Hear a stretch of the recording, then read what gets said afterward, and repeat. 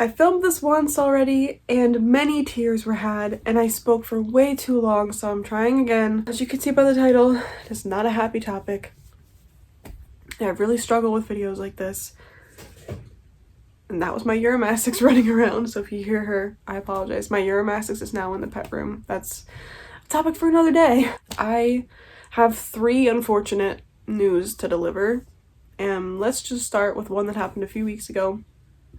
I moved the light off of my Firebelly Toad tank and my Firebelly Toad Mako got out. I was replacing the light, so I just moved it off and it made the top of the tank lightweight, so she got out. And I never found her, which she's surely dead, for those who don't know. Like, it's not like she could just appear after 6 months. She's an amphibian that needs water, so that's pretty much it. This happened with my Firebelly Toad Boatlin in a completely separate enclosure, in a completely separate manner. 2 years ago, maybe 3 years ago, and it was horrible. Took me like years to, like, if I saw something out of the corner of my eye, my brain would like think it was Bolin, which is like so dumb. But now that has happened with Mako. It was obviously very devastating for me because it didn't have to happen and it was 100% my fault. And she's gone. I will probably never find her. Just like Bolin, who I also never found. The second bad news I have to deliver is the one that makes me sob uncontrollably, along with the third piece of information, and I'm losing daylight, so I'm trying to get it out. But man, this has been a challenge. Almost a week ago, my bearded dragon Nova died. I made a statement about it on my community tab over on YouTube, and I also made a statement on Instagram and Facebook and Twitter. But my bearded dragon Nova died extremely unexpectedly. I came down to feed her that morning, like I do every morning, around like 11-ish, and I noticed that she had like dark spots on her scales. Like, it almost looked like pepper flakes on her scales. And I was worried because I'm like, that's really weird. Like, she doesn't have mites or anything. You know, they weren't there yesterday and now they're here today. So I like gave her a bath to see if like it was soil, but I was pretty sure it wasn't, and it wasn't. It wasn't like her behavior was super off. Like, when I put her down after her bath, she like ran across the couch, which is like a long couch. Like, she just took a little run and then she sat down at the end of it and was looking around like she normally does. But when I put her back in her enclosure, she didn't take roaches. Nova never turns down the chance for feeder insects, and that's why I knew something was wrong. And I contacted my vet, who was literally moving in 2 days. Like, my vet moved from one clinic to another and she had no appointments available because, of course, like, she wasn't taking any appointments. She was moving in 2 days and all her appointments were booked. And so I called and they were like, call again tomorrow morning and we'll see if we can squeeze you in sometime during the day. And I was like, okay, she can make it till tomorrow morning. But that night when I saw her, her tail was like really dark too, and I was like, oh, she's gonna die. Like, I just knew it. Trying not to cry because I sobbed through the first video for like a straight 15 minutes, so trying not to do that now, but no promises. So I knew she was gonna die. In fact, I was texting my boyfriend about it and I was like, this sudden like dark coloring on her and rejecting food, like, she's gonna die. And she did. I came down to see her the next morning and I knew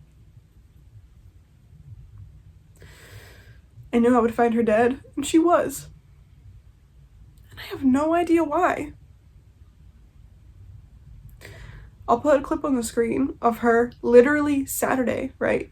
Days before she died. And she was eating. Like, she was active. I have no idea what happened. She came out of brumation. She was active after brumation. She was hungry. She was eating her greens and her insects regularly. And she would want to come out of her enclosure, so I would open it and she would run around on the couches that are in the room that the reptile enclosures are in. She would run around on the floor, of course, with supervision. She was never running around without me literally next to her watching her. And she was active, and you know, she was normal. I don't know. You know, the weeks before her death, I had posted a lot of clips of her on like Instagram stories of her like being cute, like running around or sitting on my chest and then, you know, running around again and like watching me when I cleaned her enclosure and stuff like that, because she was just really active and it was so good. Like, I missed her during brumation, so I was happy to see her active. Anyways, so she died and I'm devastated. Completely. As you can see, I didn't have a chance for a necropsy because, like I said, my vet was like completely booked and literally moving clinics, so it just wasn't an opportune time. And I could have put her in the freezer and had her been necropsied at a later time, but I'm still waiting to get set up at the new clinic with my vet. In fact, I established Nova as my first patient there just in case, like, you know, we needed to have a follow-up appointment. She's no longer living, so clearly that's not going to be a thing. But it's just horrible timing. And I honestly don't, with how fast she went, I don't think there would have been anything that could have been done quickly enough anyway. But anyways, I would have liked to have had her necropsied. It was inconvenient, unfortunate timing for that to happen.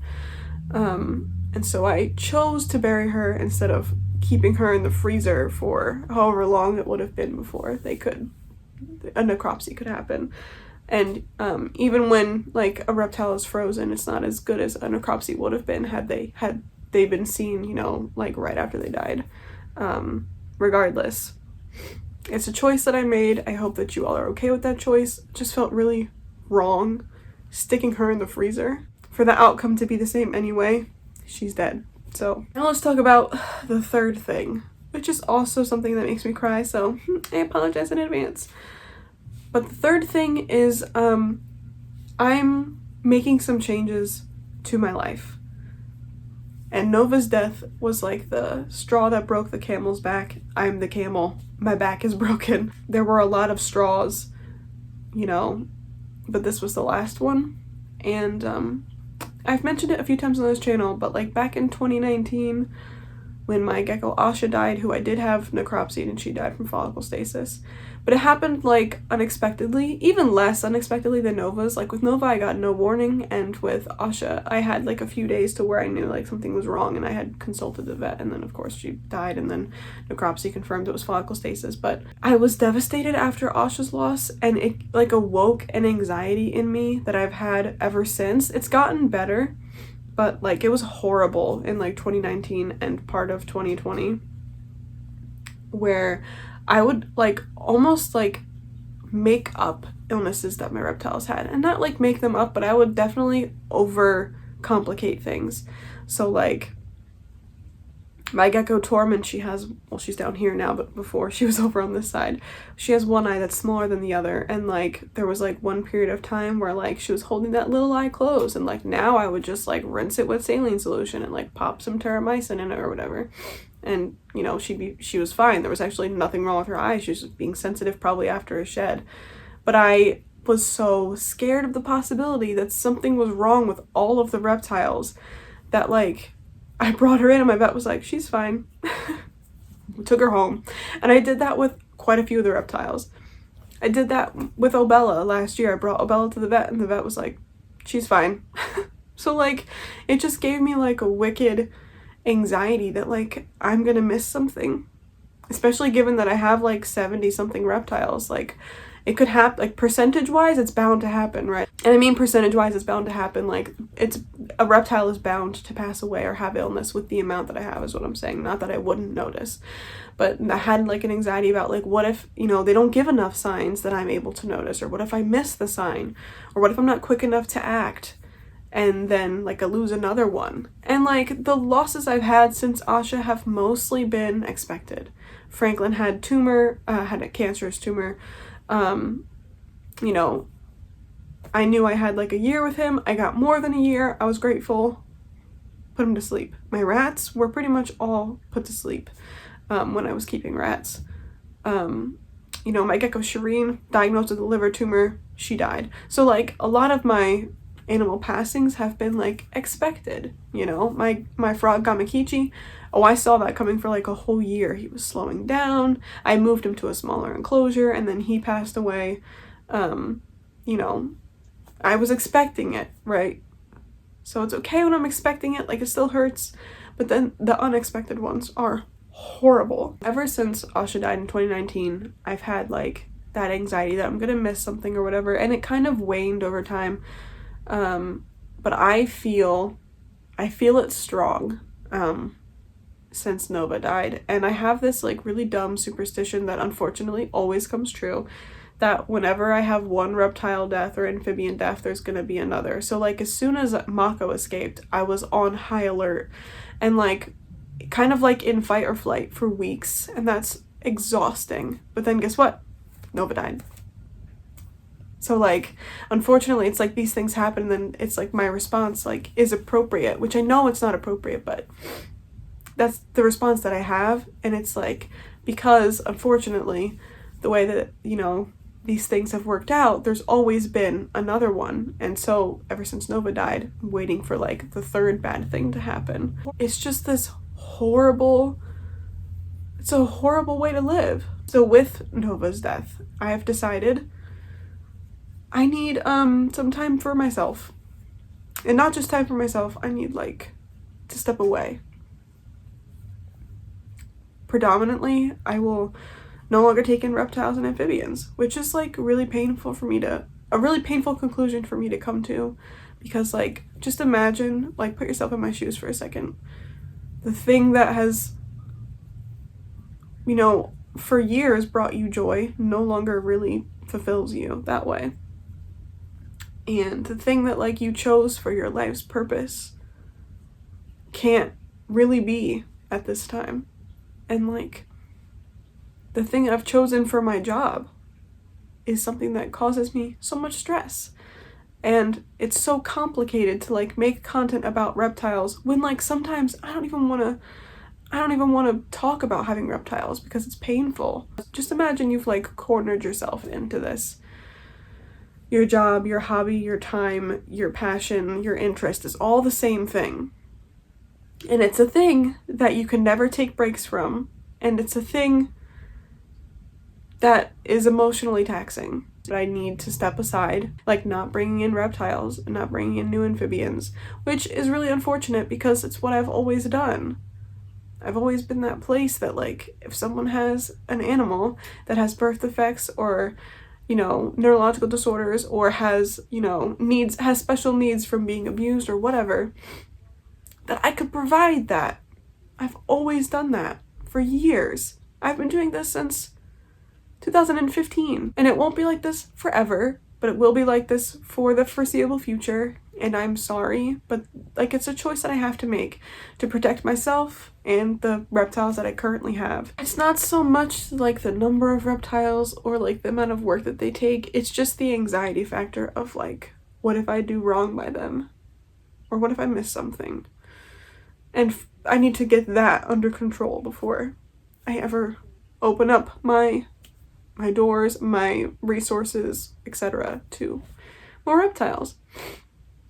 There's also some personal things going on that would make having, you know, more reptiles or putting out content challenging that have nothing to do with reptiles, like living situation changes and, you know, just other things that are like my illness, for example. I've been sick for 8 months, still no diagnosis, still waiting on specialists to call me. And I'm really struggling to feel like I have a control over my own situation. I'm completely at empty. I'm at empty. And the way that my life looks right now is not a good place to be for also taking on new reptiles and continuing to do that, be what I've been all this time. And it's this really scary place to find myself. and I apologize.